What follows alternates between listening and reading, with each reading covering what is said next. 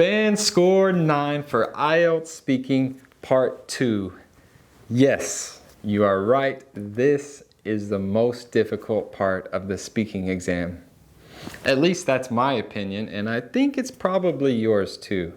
Questions and answers, not so scary, but creating a speech in 1 minute about a topic that you didn't choose, that is intimidating.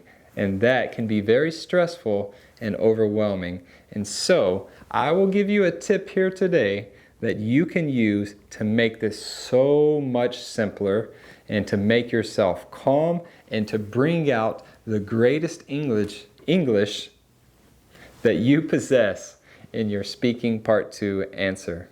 Okay? It's going to be simple and it can do great things for you. Step number 1.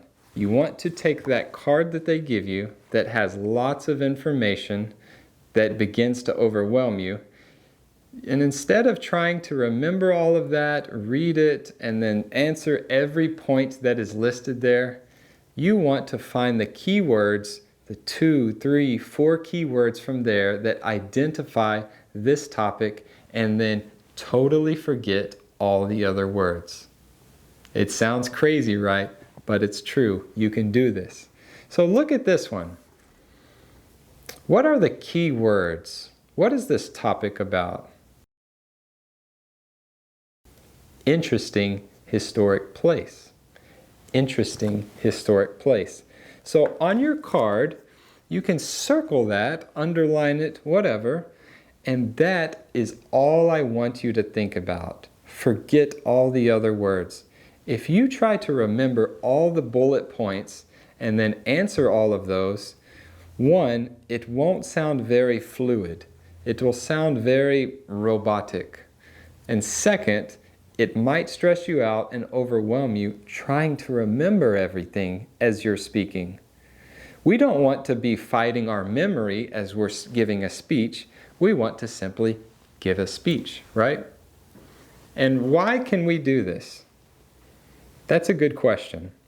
We can do this because, remember, they are scoring how you speak English. They are not scoring your answers according to those bullet points.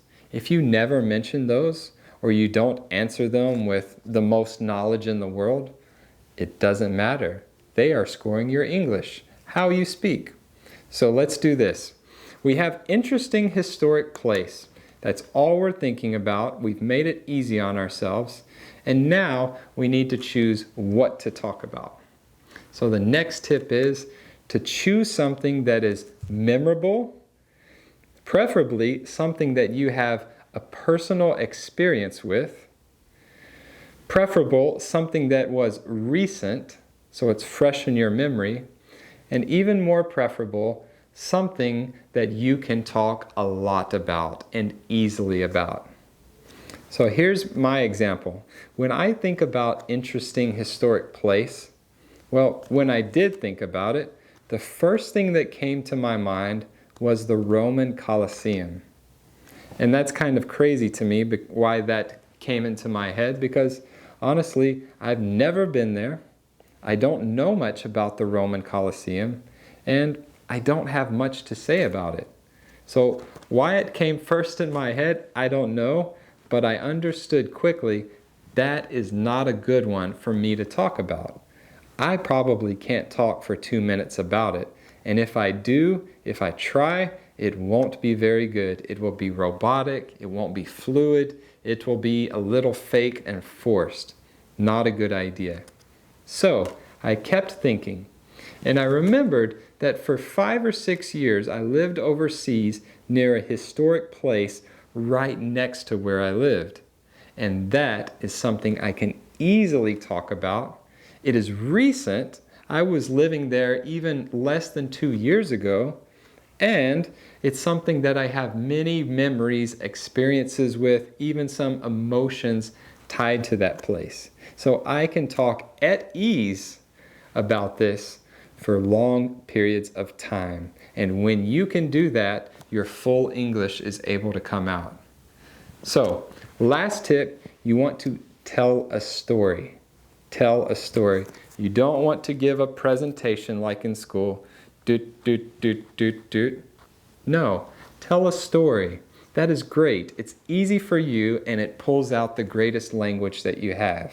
Okay? And it's very fluent and it's very coherent when you do that. So here is my example. For about 5 or 6 years of my life, I lived overseas in the country called Azerbaijan.